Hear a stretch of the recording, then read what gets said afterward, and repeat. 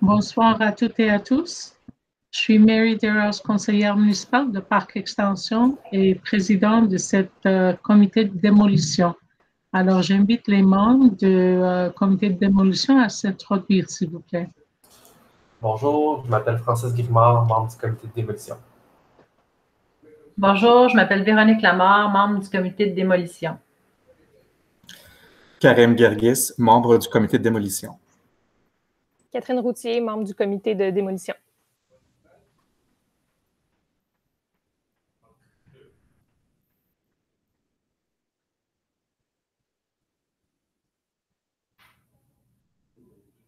Monsieur Gauthier. Bonjour, Olivier Gauthier, chef de division du service de l'urbanisme et des services aux entreprises. Bonjour, Geneviève Boucher, conseillère en aménagement. Bonjour, Clotilde Pelletier, conseillère en aménagement. Bonjour, Annie Robitaille, agente de recherche. Et je vous présente ce soir le dossier de démolition, la demande de démolition pour le 7235 rue des Écarts. Donc, c'est une demande qui concerne un bâtiment résidentiel. Excusez-moi, Madame Robitaille, on va adopter l'ordre du jour en premier. Est-ce qu'il y a quelqu'un qui propose? Je peux proposer. Je vais appuyer. Merci. Alors, on commence la présentation, s'il vous plaît. D'accord. Donc, la demande concerne un bâtiment résidentiel de type shoebox. Donc, c'est une maison là, qui comporte un seul logement et un seul étage. On propose de construire, en fait, sur 2 lots distincts, 2 maisons unifamiliales de 2 étages chacune. C'est ça. Donc,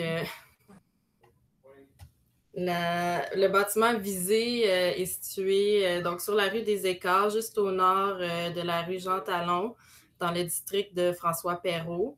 On est 1 ou 2 rues à l'ouest d'Iberville, donc tout près là, du métro d'Iberville. C'est un secteur qui comporte là, majoritairement des bâtiments résidentiels là, unifamiliales qui sont implantés soit en isolé, en jumelé ou en contiguïté. Là, on peut le voir sur la vue aérienne. C'est surtout des maisons implantées sur des grands terrains là, en isolé, avec des marges là, de chaque côté. C'est un secteur où le taux d'implantation maximum est de 60%. Enfin, je veux vous faire remarquer qu'il n'y a pas de ruelle qui donne accès au bâtiment. Là, donc, le seul accès, c'est par la rue des Écarts. Donc, voici le bâtiment qui est visé par la demande de démolition. Donc, c'est un bâtiment qui a été construit en 1913 selon nos archives. On voit que la maison, dans le fond, est jumelée du côté sud là, à un autre bâtiment. Et du côté nord, en fait, la maison est implantée sur un lot d'une double largeur. Donc, la façade de la maison fait 25 pieds et il y a un terrain, un espace libre là, de 25 pieds à côté. Donc, c'est un grand lot de 50 pieds de largeur. Ensuite, on peut voir en fait que la maison est entièrement revêtue de briques d'argile, donc sur le côté à l'arrière également. La maison est conforme présentement là, à la réglementation de zonage là, en ce qui a trait à l'usage qui est un seul logement et à la hauteur, puisqu'elle est dans un secteur où est-ce qu'on permet des constructions de 1 à 2 étages de hauteur. Enfin, on peut voir aussi sur la photo qu'il y a un arbre en avant, donc un grand arbre qui est sur le domaine public à droite de la photo. On en perçoit également un à gauche là, qui est plutôt vis-à-vis du voisin.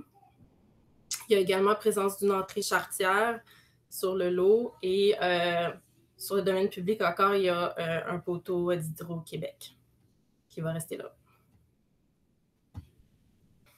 Donc, ici, vous avez des photos des bâtiments qui sont situés de part et d'autre de l'immeuble visé par la demande, également en face de la propriété.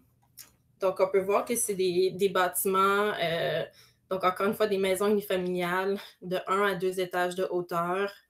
Mais on voit que c'est surtout des bâtiments qui ont été construits dans les années 50 ou 60. Sauf pour ce qui est de la maison du côté sud, là, qui, elle, a été construite dans les années 90. On voit également que les bâtiments, plusieurs maisons là, possèdent des garages, donc soit en sous-sol ou sur le côté de la maison. Ensuite, il y a quelques bâtiments. J'en ai relevé 2 là, qui ont été construits avant les années 50, là, donc dans les années 30 ou 40. Donc, une autre shoebox et un duplex. Puis sinon, il y a également quelques constructions plus récentes là, du côté ouest de la rue des Écarts vers Évrette.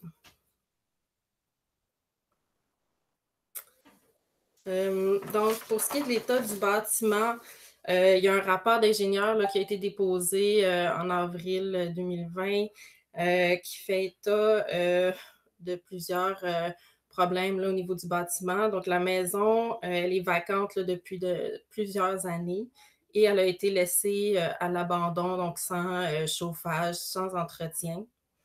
Donc, à cause du manque de chauffage, il y a également à cause d'infiltration d'eau par la toiture. Donc, on voit que l'intérieur de la maison est complètement endommagé. Il y a des éléments de structure qui sont de la structure en bois là, qui sont pourris et qui doivent absolument être remplacés. Également, au niveau des fondations, elles sont friables là, et on remarque là, qu'il y a de grandes fissures là, dans les fondations. Donc, tout ça amène l'ingénieur là, à dire que le bâtiment comporte des déficiences majeures qui mettent en péril l'intégrité structurale du bâtiment. Et il conclut même que personne ne devrait avoir accès au bâtiment là, tant qu'il n'y a pas des éléments de support qui sont ajoutés pour sécuriser la structure. Donc, en ce qui concerne la valeur patrimoniale du bâtiment, c'est sûr que c'est une shoebox, donc les shoebox possèdent quand même une certaine valeur patrimoniale par le fait que c'est un patrimoine modeste là, qui témoigne d'une époque de développement résidentiel qu'ont connu les quartiers de Villeray et Parc Extension, en partie François Perrault, là, au début, dans la première moitié du 20e siècle, surtout. Par contre, le reste, la rue des Écarts, c'est vraiment plutôt développé dans les années 50 et 60, comme on l'a vu, là, plutôt par des bungalows et des cottages. La shoebox qu'on a ici présente quand même des caractéristiques typiques là, des shoebox, donc la porte centrale, les fenêtres de part et d'autre, ainsi que le revêtement de briques avec linteau, jeu de briques là, pour faire les linteaux. Par contre, on peut voir qu'elle a probablement perdu son couronnement, parce que normalement, les shoebox avaient un couronnement plus travaillé que ça. Et on remarque aussi que le petit toit là, du balcon a probablement été rajouté là, puisque ça vient cacher là, le détail de linteau de la porte. En bref, là, la propriété, c'est sûr que ça possède les caractéristiques de base d'une shoebox, mais il n'y a rien de vraiment particulier comme détail architectural qui militerait vraiment pour sa conservation. Puis elle ne se situe pas non plus dans un ensemble de shoebox. Donc, au niveau de la valeur paysagère, c'est plutôt faible aussi. Donc, c'est pour ça qu'on dit que sa valeur patrimoniale est moyenne. Donc, je vous présente une image là, des constructions qui sont projetées sur le terrain. Donc, comme je disais au début, là, on projette de construire 2 maisons unifamiliales de 2 étages chacune, en subdivisant le lot. Le taux d'implantation des bâtiments là, serait d'environ 44 %. Je vous rappelle que le maximum, c'est 60 %. Ensuite, je vous montre tout de suite le plan d'implantation. Donc, vous avez en rouge et en bleu là, le projet de lotissement là, qui est proposé, qui devra faire l'objet d'une dérogation mineure. Donc, on devra le voir au CCU un peu plus tard. Parce que, bon, c'est à cause de la dimension des lots. Donc, ce qui est proposé, c'est de faire un lot plus étroit, là, donc de 20 pieds, et un lot de 30 pieds. Ça permet, pour le lot de 30 pieds, de laisser une marge latérale de 5 pieds, donc 1,5 mètres, qui est le minimum exigé par la réglementation. Donc, il y aurait une marge du côté nord. Sinon, les bâtiments seraient jumelés, là, puis le bâtiment du lot sud serait contigu au bâtiment voisin. Le bâtiment du lot sud est implanté, sa façade est implantée à l'alignement, au même alignement que son voisin. Par contre, pour le bâtiment sur le lot nord, il s'implante légèrement en recul pour venir chercher un petit peu plus, pour venir faire la transition avec l'alignement du voisin au nord qui est plus en recul par rapport à la rue.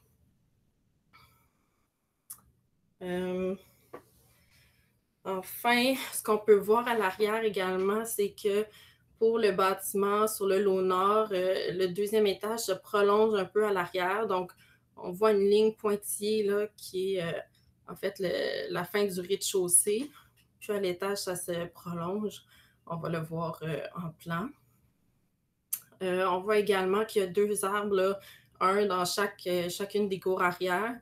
Donc, sur le lot nord, c'est un nouvel arbre. Sur le lot sud, c'est un arbre existant qui serait conservé.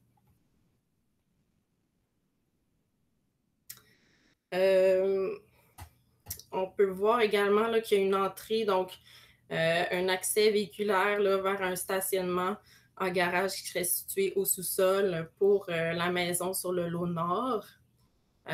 Côté sud, là, la maison n'a pas besoin de stationnement. Il n'y a aucun stationnement d'exigé par la réglementation parce qu'elle est construite en contiguïté avec les limites de terrain. Au rez-de-chaussée, donc, ce sont les espaces de vie, salon, salle à manger, cuisine. Et on voit ici, dans le fond, à l'arrière, sur le lot nord, là, on voit où se termine le mur du rez-de-chaussée. Et on voit un pointillé là, qui est le prolongement au 2e étage. Donc, à l'étage, il y a une des maisons. La plus grande va comporter 4 chambres et la plus petite, 3 chambres à coucher. Les deux ont 2 salles de bain également.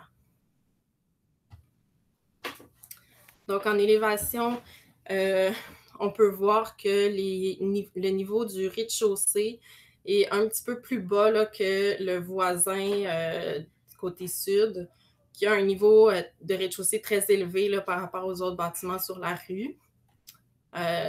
Donc, par mesure d'intégration, le niveau des constructions neuves, le niveau du rez-de-chaussée est un petit peu plus bas, ce qui permet aussi d'avoir un niveau de toiture là, qui s'intègre là, avec les bâtiments voisins. On peut voir également que le revêtement des 2 bâtiments, ça va être de la brique d'argile. Et entre les fenêtres à la verticale, là, il va y avoir un jeu de briques en relief. Une chose que j'ai oublié de vous mentionner, c'est juste que, dans le fond, la porte de garage au sous-sol va être en recul là, de 2 pieds par rapport à la façade du bâtiment. Donc, ce qui permet d'avoir une pente un peu plus longue, donc un peu plus douce pour rentrer au garage et ce qui permet aussi de camoufler un peu plus la porte de garage pour qu'elle soit plus discrète. Donc, ici, vous avez une vue là, du côté latéral et arrière des bâtiments. Donc, la brique, le revêtement de brique là, qui est en façade va être prolongé là, sur le côté à l'arrière. Par contre, pour la maison sur le lot nord, là, il va y avoir utilisation d'un revêtement de fibrociment au deuxième étage. Et donc, ah oui, je vous montre les matériaux. Donc, voici, dans le fond, la couleur de la brique, ça va être une brique gris pâle dans un format modulaire, là, donc un petit format standard là, de brique. Et le fibrociment, ça va être, ça va être des lattes posées à l'horizontale de couleur gris pâle également. Donc ici, je vous montre la coupe longitudinale, juste pour vous montrer, dans le fond, le prolongement du deuxième étage là, à l'arrière. Donc, l'architecte, l'architecte nous a présenté une étude d'ensoleillement. Puis, ça l'a démontré là, que en général, l'ombrage sur la propriété, dans le fond, le bâtiment va projeter son ombre sur son propre terrain là, en après-midi. Donc, n'aura pas tellement d'impact là, sur l'ensoleillement des propriétés voisines.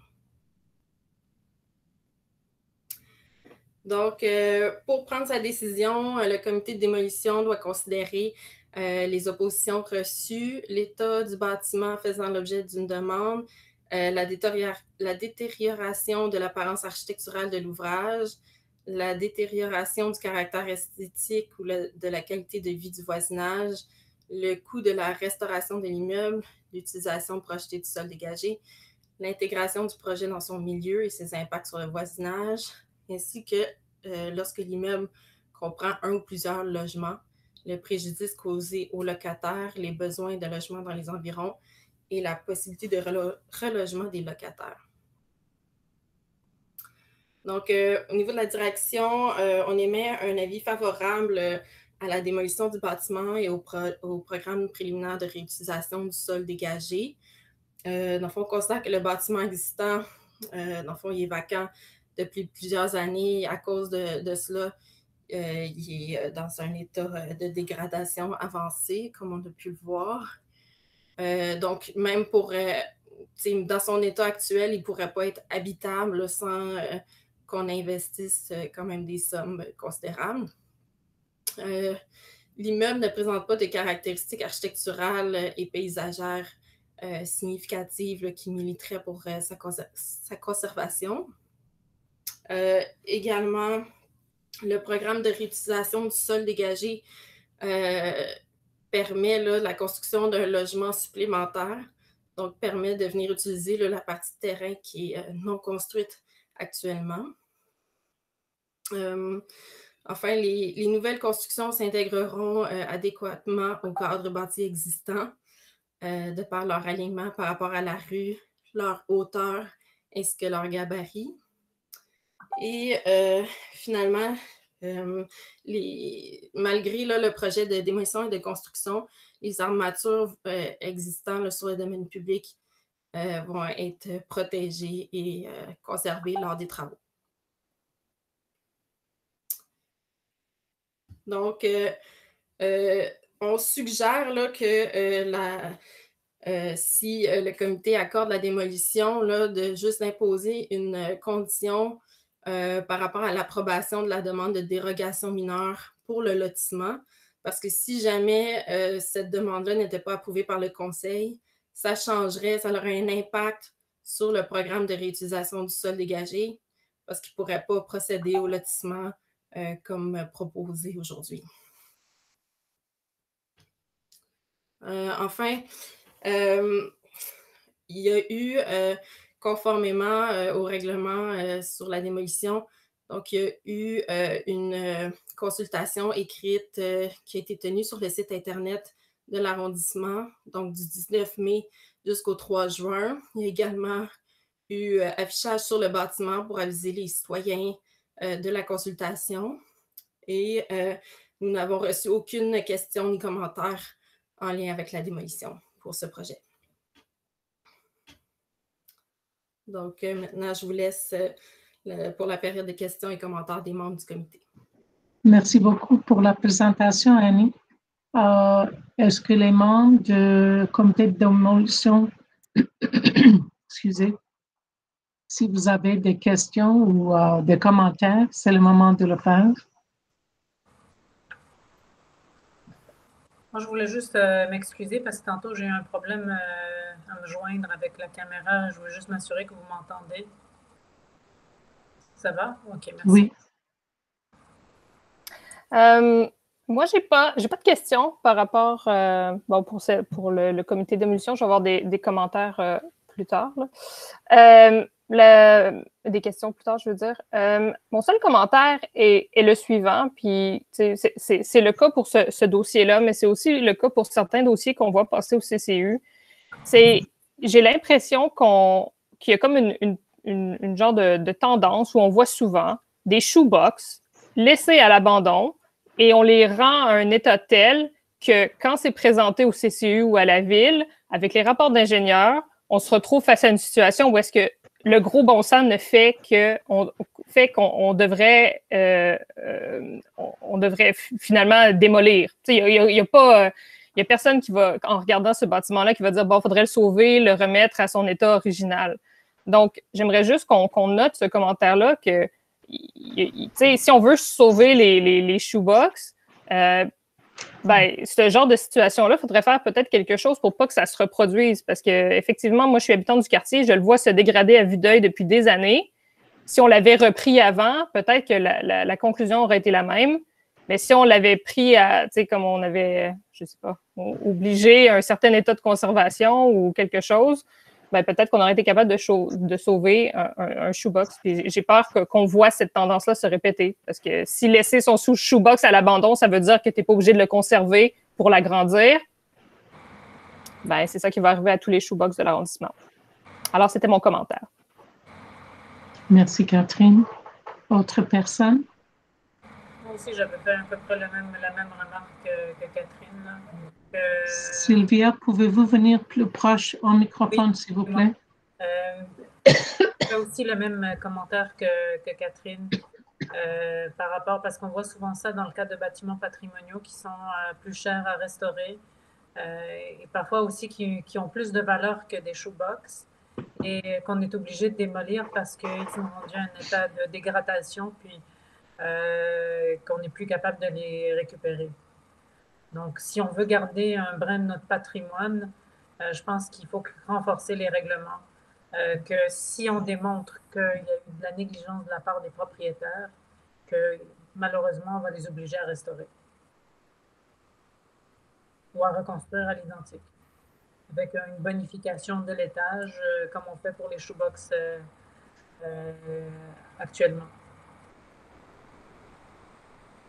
Je sais que c'est sévère, là, mais je veux dire, sinon, tout le monde peut facilement laisser à l'abandon un presbytère ou un monastère, des bâtiments qui ont quand même des belles valeurs. Et après ça, on se retrouve qu'on les démolit.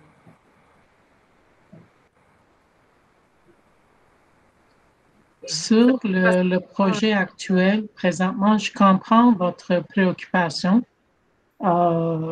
On avait tous, à un moment donné, discuté ces activités-là et la façon que des bâtiments shoebox sont laissés à l'abandon.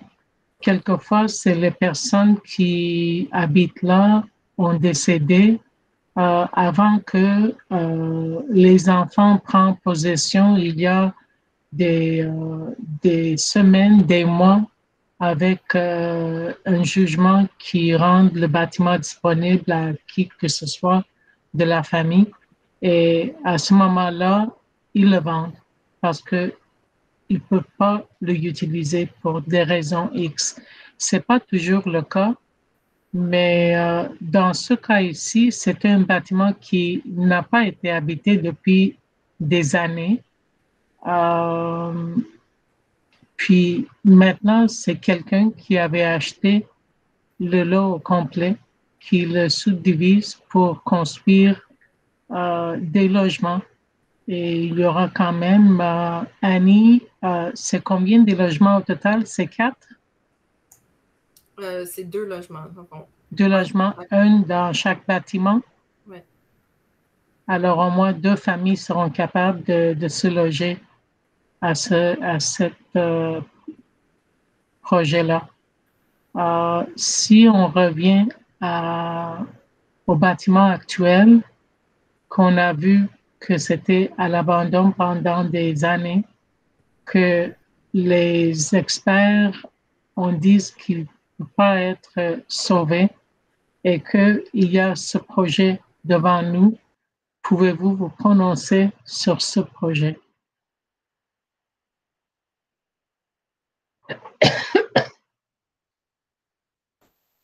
Ben, moi, pour ma part, j'appuie ce que Catherine a dit. C'est vrai que c'est quelque chose qu'on voit, mais dans ce cas-ci, j'appuie la démolition. Là, on voit très bien que le bâtiment, il n'y a plus grand-chose à faire avec. Là, donc, j'appuie la décision de démolir le bâtiment.